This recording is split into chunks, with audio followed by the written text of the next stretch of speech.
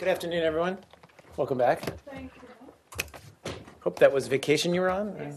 Fantastic. Hopefully. Welcome to a Monday at the State Department. As you know, or may not know, but the Secretary just left Doha en route to Singapore, his next stop. Had obviously good meetings today, a round of meetings with the GCC ministers collectively, but also with individual as well, and also met with Foreign Minister Lavrov and Saudi Foreign Minister Al-Jubeir. He announced briefly at the top, just wanted to cite and reiterate it, that the United States will provide nearly $62 million in additional humanitarian assistance to help those affected by the violence in Iraq. That brings the total of U.S. humanitarian assistance to Iraqis in the region to more than $477 million since the start of fiscal year 2014. I can stop there and just move to your questions. Not a lot. Yeah, please, go ahead, Leslie. I actually want to raise the issue with you on Syria. News came out yesterday on that the U.S. Has decided to allow airstrikes to defend Syrian rebels trained by the U.S. military, even if the other side, even if on the other side they attack the Syrian forces that are loyal to Assad. This raises the question. I mean, I'll ask you about the Lavrov raised it today, but does this kind of open the possibility of direct confrontation with Assad's forces, which the U.S. has said it would not do? Let me start by saying we view the Syrian forces that have been trained and equipped by the Department of Defense as partners in our overall counter-ISIL effort. And these forces, are being provided with a wide range of coalition support in their mission to counter ISIL in Syria. And that includes, and I'm using a terminology, but defensive fire support to protect them. So I can't get into the specifics of the rules of engagement, but we've said all along that we'll take necessary steps to ensure these forces can successfully carry out their mission. We've cautioned Syria in the past not to engage U.S. aircraft, and the Syrian regime would similarly be advised not to interfere with new Syrian forces' counter-ISIL mission. So we've conveyed that. So you're basically hoping that the Syrian forces loyal to Assad will just kind of stay out the way? Again, I think, what we want to underscore is that, we're prepared to support these forces on the ground who are fighting ISIL in northern Syria.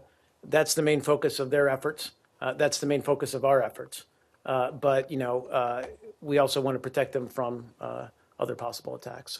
So that's why I said they use the term defensive fire. So if Assad's forces are in the vicinity, there is a possibility that they will be hit by these airstrikes. So that's a somewhat hypothetical question. As I said, I'll just leave it to where I just said is, we're going to take steps necessary to ensure these forces can carry out their anti-ISIL mission, and we'll take any kind of measures that we believe. One more follow-up on that one, and that is that the Russians are obviously not happy about this. Today, Lavrov, who had a meeting with Kerry in Doha, said that these U.S. airstrikes would complicate counterterrorism efforts.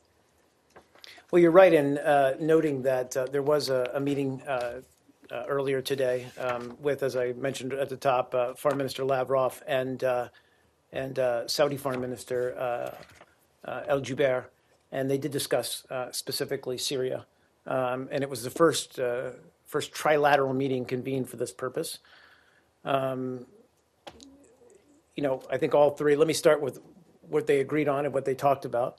They did acknowledge the dangers posed to the Syrian people by the rise of extremist forces and the need for a meaningful political transition to enable a unified fight against ISIL and other extremist groups in Syria.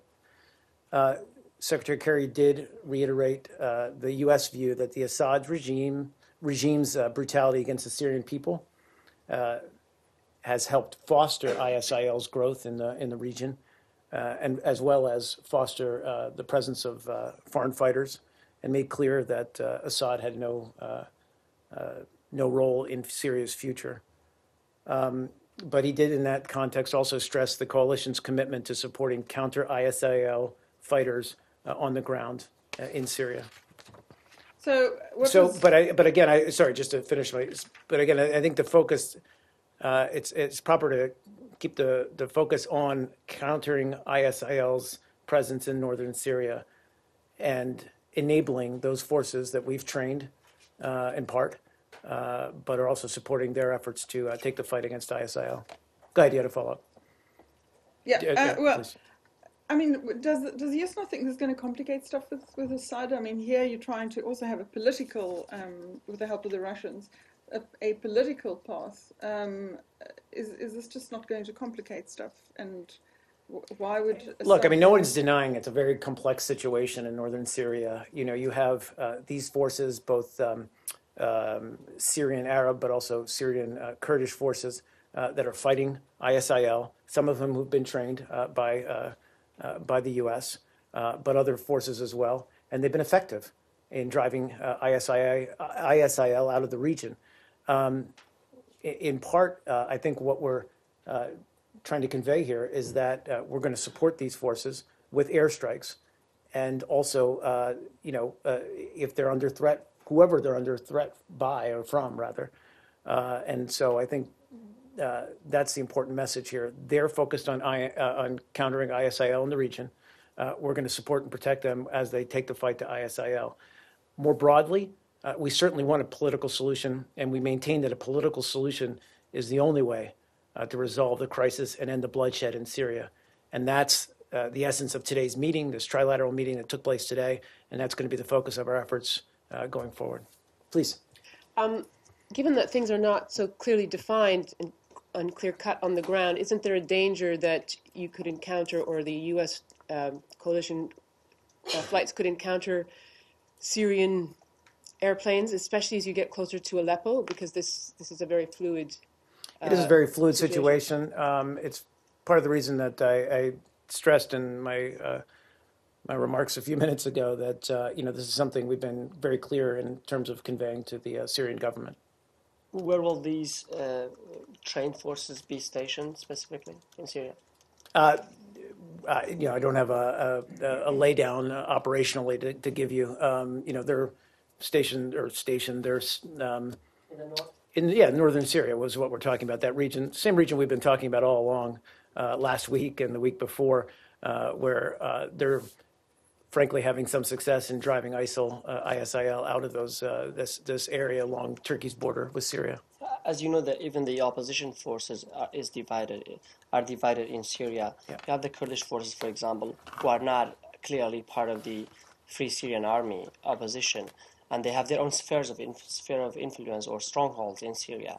Isn't there a danger also that they might actually, face those forces, in fighting for land or influence in Syria? You're talking about counter the within forces. The counter ISIL groups that are fighting in Syria? They don't all have the same agenda and goals. Again, though, but I think the common goal here is that all of these groups, frankly, believe that ISIL is a pervasive and frankly, the more significant threat to the region. And so, to some extent, yes, we're aware that, as I said before, it's a complex situation, but I think all of these groups, as well as the coalition, are united in putting the focus where it belongs, which is on driving ISIL out of the region. We've also been very clear, and as has Turkey, frankly, in talking about as these areas or cities and towns are liberated, that we want to see local government restored, and we want to see an environment that's conducive to all displaced people returning to those areas. To Iraq, to the Iraq aid? Sure thing, yeah, absolutely. Just one more question go on ahead, Syria. finish with Syria, please. It's slightly different, but it's Yes, this okay. Airwatch report about coalition strikes having killed 450 civilians. Have you got a response to that? And could you include in that which incidents, how many incidents the U.S. is currently investigating? Sure. We have seen the report and we're reviewing the findings. We obviously take very seriously efforts to reduce the risk of civilian casualties. When we receive these kinds of reliable reports, we obviously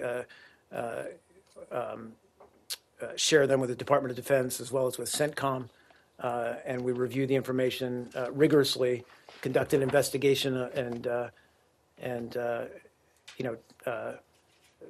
try to figure out what's, as I said, what's the more credible information is. But we've always believed that it's absolutely important to protect the lives of civilians on the ground. So we take these kinds of reports very seriously.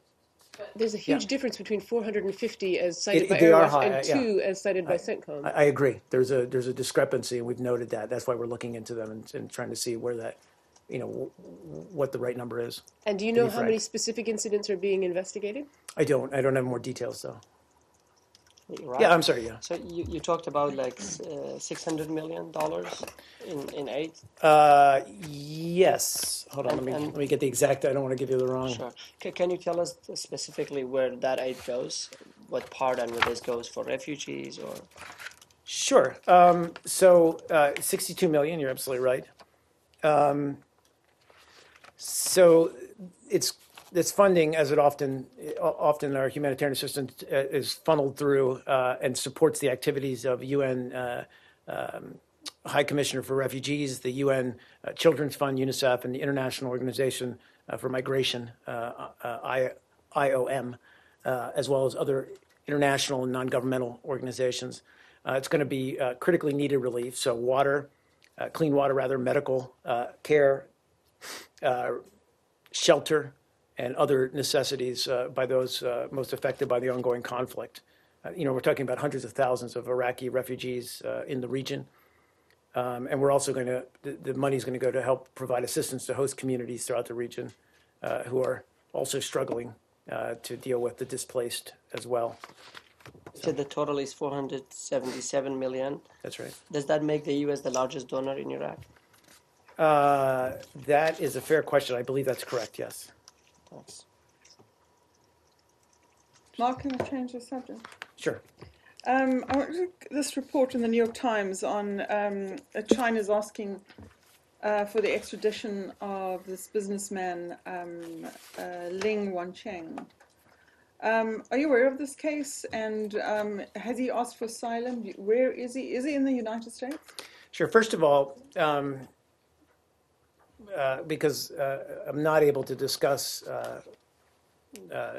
individual cases such as this. More broadly, I can say that we regularly engage with China on law enforcement matters of mutual concern, and that includes fugitives and also includes anti-corruption. And that's through the U.S.-China Joint Liaison Group on Law Enforcement Cooperation. We continue to emphasize to Chinese officials, though, that it's incumbent on them to provide U.S. officials with clear, significant, compelling, convincing evidence to allow our law enforcement agencies to proceed with investigations, removals, and prosecutions of fugitives. So I don't want to get too much into the details of this specific case, but more broadly, that's our approach. So China has asked, from what you're saying, if the U.S. had come back to them and said, well, you need to provide us with that information.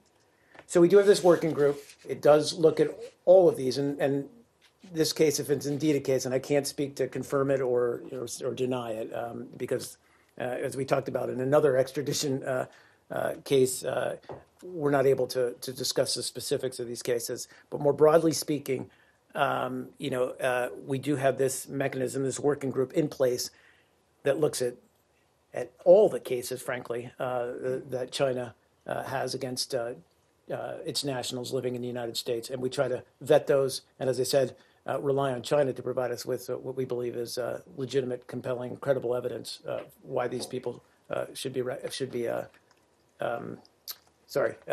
Apologize. Yeah. Can you say whether this man, Ling Wancheng, is suspected of breaking any U.S. laws?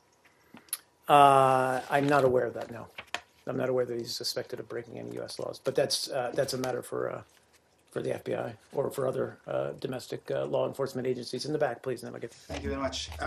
We understand the Secretary is going to participate ASEAN-related meetings in Kuala Lumpur.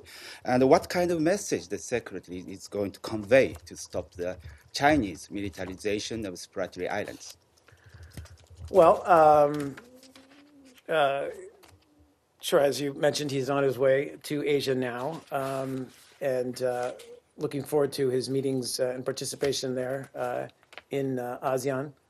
I think it's,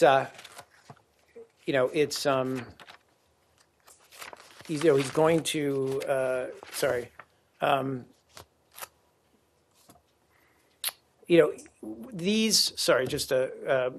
you asked specifically about South China Sea, right? Yeah. I think we would expect that issue to come up in the broader framework of the meetings that he's going to have there with ASEAN foreign ministers.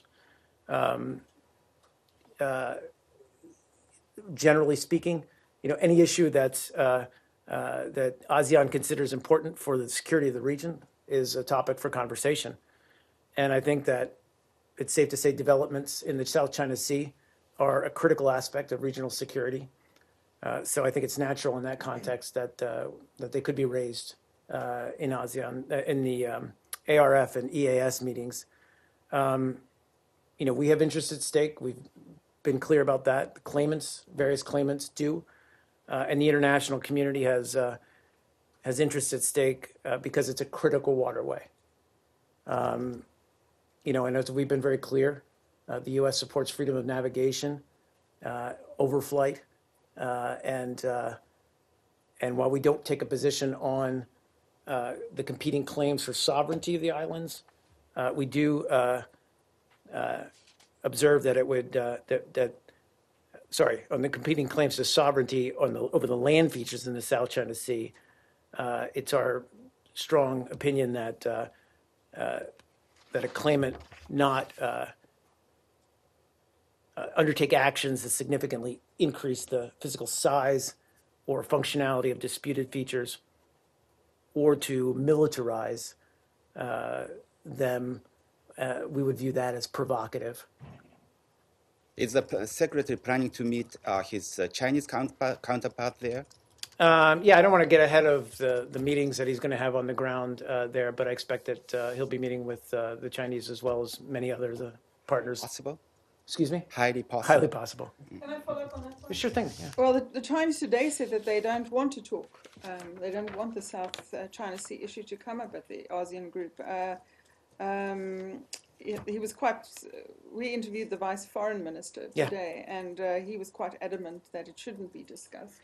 I'm aware of those comments. Yeah. Any reaction to that? No, I think I said, again, this is a forum in which critical security issues need to be brought up and discussed. And frankly, as I just said, we believe that developments in the South China Sea meet that criteria. But the issue of the South China Sea is not officially on their agenda, as far as right. As but we know. Again, we expect, and again, it's not just the U.S. raising those; these are other members who we expect will raise these issues. If I remember, last year the U.S. did raise it, even though China again said it didn't want to talk about it. Other than reiterating the U.S. position on this, is there any further steps that the U.S. is going to propose to try to resolve this issue, which has been a long-standing one? It has been a long-standing issue, I believe, or I agree. I think it's important, frankly, and again, not just the U.S., but for all of the various claimants, all of those who have interests in this important issue, that their voices can be heard as well. Frankly, that's why fora such as the ASEAN meeting exists in order to get out, discuss these issues, frankly, among nations. We've long insisted that what we want to see is a cooperative process here to discuss all the various interests and claims. We want to see tensions reduced. And in that regard, I think we would be interested in hearing other possible ways and means to reduce tensions in the region. So one of those steps is to freeze the activity and then discuss it. Is that one of the issues that's going to be raised? I don't want to predetermine what they're going to discuss in those meetings. Please, in the back. Sure thing. I realize just from last week, the U.S. doesn't, comment on WikiLeaks revelations, but the Chief Cabinet Secretary of Japan said Tokyo is waiting to hear some clarification on the situation. How are you going to clarify? Well, I'll just say that our two governments have been in communication on this issue. I think I said last week I wasn't going to speak to the allegations made by purportedly classified documents, but we have been in touch with the Japanese government. I'm not going to talk about the contents of those discussions, but we are in touch. Please. Israel? Sure. Sorry, follow up on that. Yeah, go ahead. Yeah, of course. So are you going to be providing assurances that there will be no more future spying?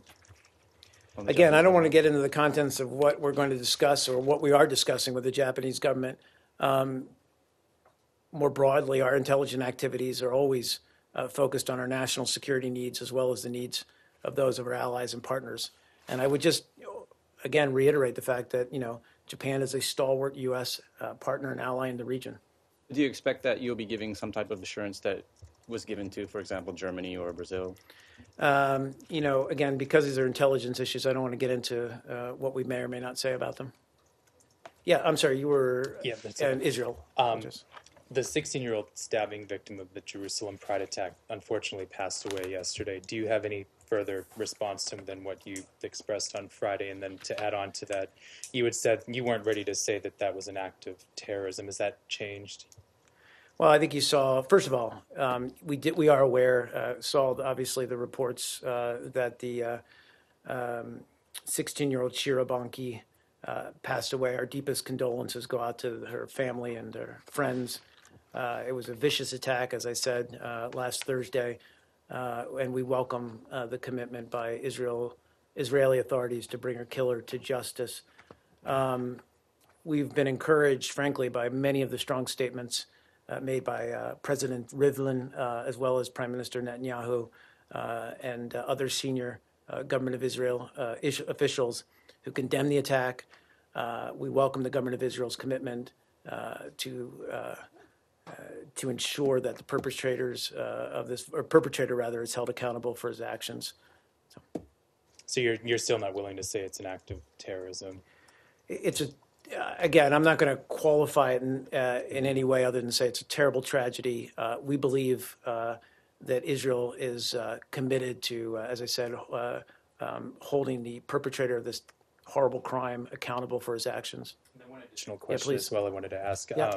Did LGBT rights at all come up with the Secretary's conversations with Egyptian, Saudi, and Qatari officials that he had yesterday and today before leaving Doha and Cairo? I haven't seen that specifically raised. I can look into it. I know, obviously, Assistant Secretary Tom Malinowski was with the Secretary, so I can see if those were specifically raised. Okay, thank you. Yeah, please. Clinton emails. Sure. On July the 24th, the Inspectors General for the intelligence community and the State Department, they released a joint statement saying that some of the emails that Hillary Clinton sent while she was Secretary of State from her personal email account were, and I can quote it, not retroactively classified, but contained classified information when they were generated. That information remains classified today, and they should never have been transmitted via an unclassified personal system. Does the State Department refute the factuality of any part of this statement by the two IGs, first of all? So you're talking about, this is already a couple weeks old, but we spoke to this at the time this report came out. We don't have any purview over the Office of Inspector General. That's an independent operation, rightly so. And so we, frankly, I don't believe have seen the emails that they've questioned. We've been very forthright, I think, in saying that we believe everything we've seen and cleared on and put out publicly was not confidential or classified at the time, but we have since then upgraded it and redacted portions of these documents. So you'll see if you look at it online, you'll see certain names and other portions simply blocked out. So that's a common thing to do in these kinds of FOIA requests, where documents over time have become, you need to upgrade their classification, I guess is the simplest way of putting it. But I can't speak to the contents of these emails that they're talking about in their report because we frankly don't know. All I can say is what we put out publicly released up till now, we believe was not classified at the time, but we've redacted portions of these documents since then that we believe should be classified now. And I just had a couple of okay. follow-up Please. questions with that. The other thing that they said in this memo was that this information may exist on at least one private server and a thumb drive that's purportedly in the hands of Ms. Clinton's personal attorney. Do you know if any effort has been made to recover that thumb drive, if it has been recovered? What the So it status is that all of that, and I spoke a little bit about this on last Friday, but all of that material is actually being held in a secure environment at the law offices, and spoke to the fact that her attorney is also cleared to hold this kind of material, and we've in fact our security experts have gone and looked at the facility and deemed it appropriate.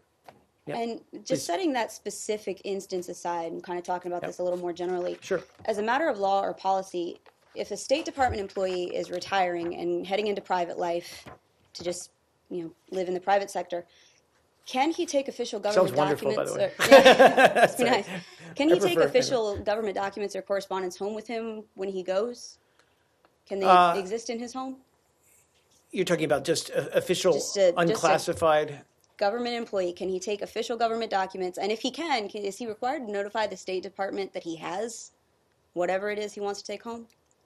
Well, again, if you're speaking generally, I would have to check on the precise regulations for any, myself included, any State Department official who's retired. There's a clear distinction between what is unclassified and classified. And then there's also a clear obligation for record keeping and what have you, to ensure that copies or originals of any documents or any kind of email traffic or whatever are preserved.